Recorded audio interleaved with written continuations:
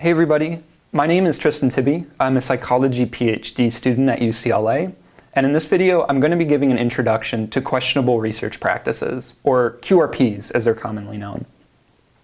Now to start, let's provide a definition of what QRPs actually are. There's actually a good analogy for QRPs that's given in a 2012 article by John et al. And in the article, they say that QRPs are like the steroids of scientific competition, artificially enhancing performance and producing a kind of arms race in which researchers who strictly play by the rules are at a competitive disadvantage.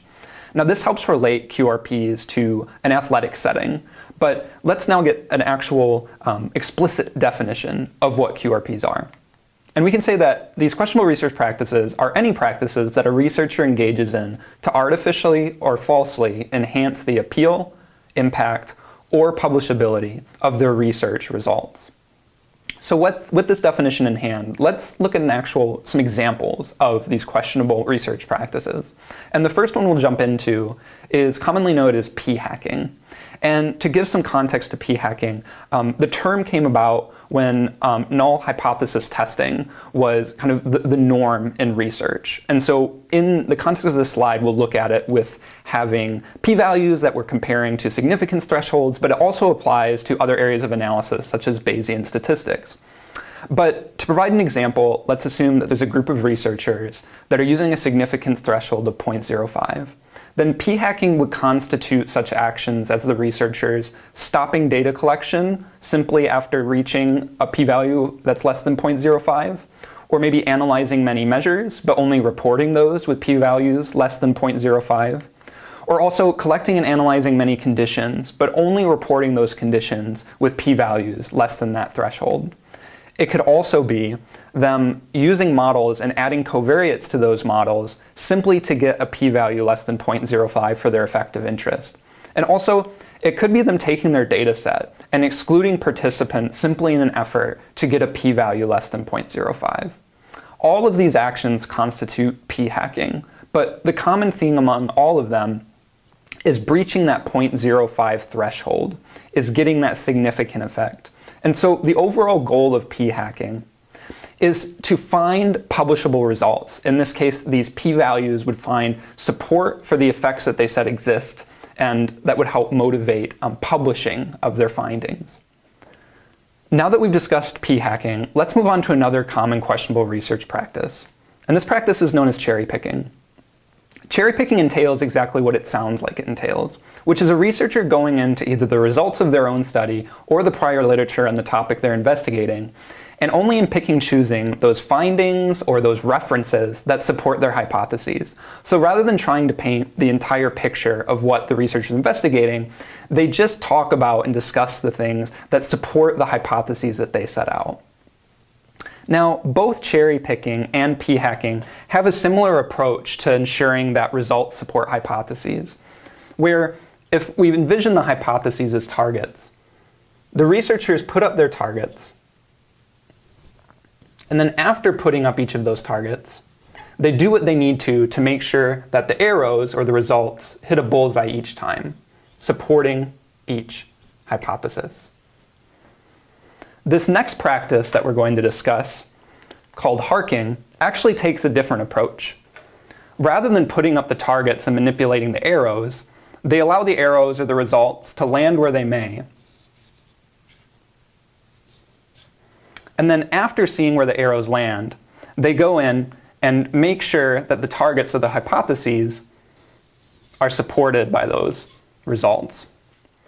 Harking is actually an acronym that stands for hypothesizing after results are known.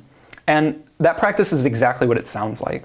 Rather than setting up your hypotheses based on theory before running the analyses, researchers who hark actually run the analyses, and then using the results of those analyses, they set their hypotheses so that the results support those hypotheses that they've laid out. Now, we've introduced p-hacking, cherry picking, harking to give some examples of questionable research practices.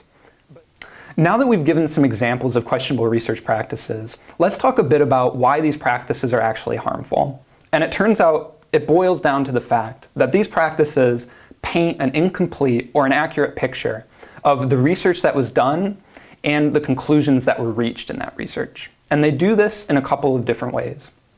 First of all, these practices decrease the transparency of the reported research, because whether it be p-hacking, harking, or cherry picking, in each of these cases, there's steps that the researchers took to find support for their hypotheses that they are not letting their audience know. And so anyone who's reading about their research later on isn't getting the full sense of what was done in that research in order to find those conclusions. And at the same time, these QRPs can decrease the accuracy of the conclusions. If we focus in on harking, for example, those hypotheses in a study in which harking took place aren't based on prior theory or established literature, but rather they're based solely on the results of this single study. And so there's a greater likelihood that the findings and the hypotheses from that study aren't reflective of reality, and there's a greater chance that they are inaccurate. And now that we've talked a little bit about why questionable research practices are harmful, it begs the question, well, why engage in questionable research practices in the first place? And it turns out that p-hacking, harking, cherry picking, all of these QRPs make results appear to support hypotheses. And there's this practice known as publication bias, in which journals a lot of the time are preferential to results that support hypotheses, and they're more likely to publish studies in which the results seem to support the hypotheses of the study. And so by engaging these practices, researchers are able to ensure that they find support for their hypotheses, and that leads to a greater likelihood that their research will be published. And this is actually very important in the realm of academia, because academia follows what's commonly referred to as the publish or perish model. And this publish or perish model is referring to the fact that as publications increase, so does the attention to the researcher and their institution. And this can lead to those researchers potentially getting more grant funding, and it can even lead to them getting promotions in their career as well.